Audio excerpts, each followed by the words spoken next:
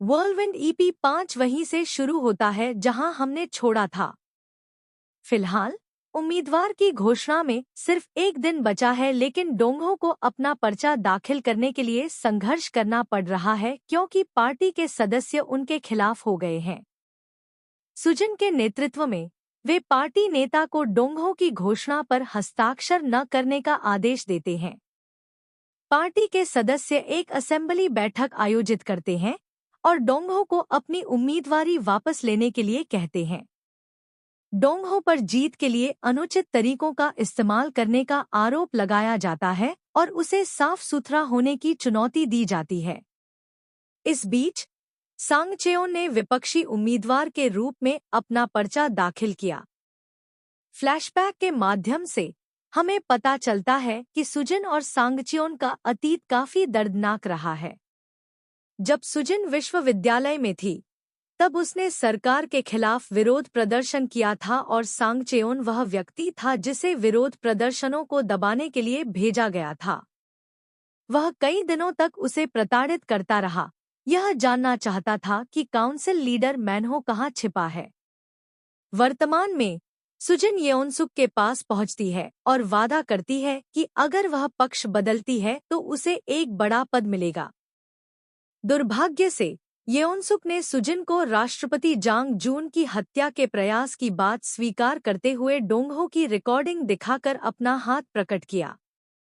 डोंगहो अतीत को याद करते हुए जियोंगयोन को बताता है कि कैसे उसने गीताए को बचाने के लिए सुजिन पर भरोसा किया, लेकिन बाद में उसे पता चला कि वह मास्टरमाइंड थी।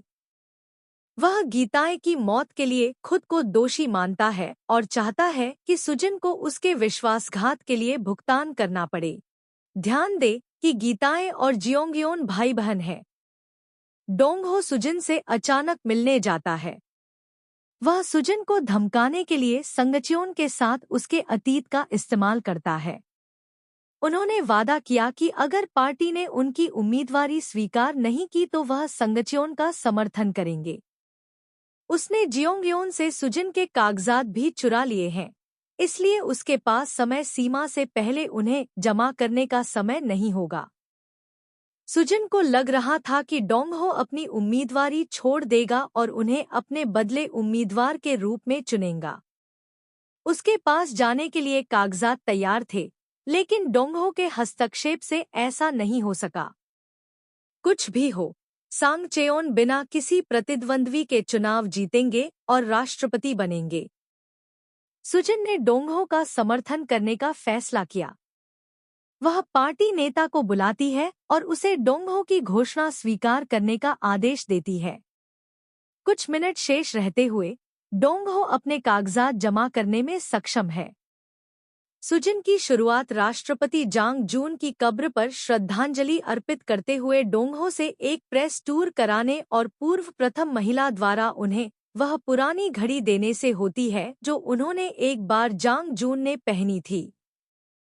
उसी समय वह जेल में सांगवून के पिता से मिलती है और वह उससे अपने बेटे सांगवून को छोड़ने और डेजिन को बचाने के लिए कहता है। सांगचेओन का दावा है कि राष्ट्रपति जांग जून ने उत्तर कोरिया को मदद भेजने में पैसा बर्बाद किया और डोंगहो की वफादारी संदिग्ध है क्योंकि वह उत्तर कोरियाई लोगों को राहत भेजना चाहते हैं। यह और भी बदतर है क्योंकि हालिया रिपोर्टों से पता चलता है कि उत्तर कोरिया ने हाल ही में एक नई मिसाइल का सफलतापूर्वक प्रक्षेपण किया है। दूसरी ओर सांगचेओन ने उत्तर कोरियाई विरोधी होने के लिए अपनी प्रतिष्ठा बनाई है और उनका समर्थन बढ़ रहा है।